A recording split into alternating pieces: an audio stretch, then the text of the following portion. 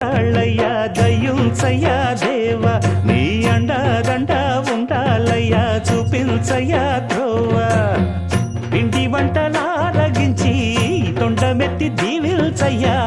తండ్రి వలె ఆదరించి తోడు నీడ అందిల్చయ్యా ఓ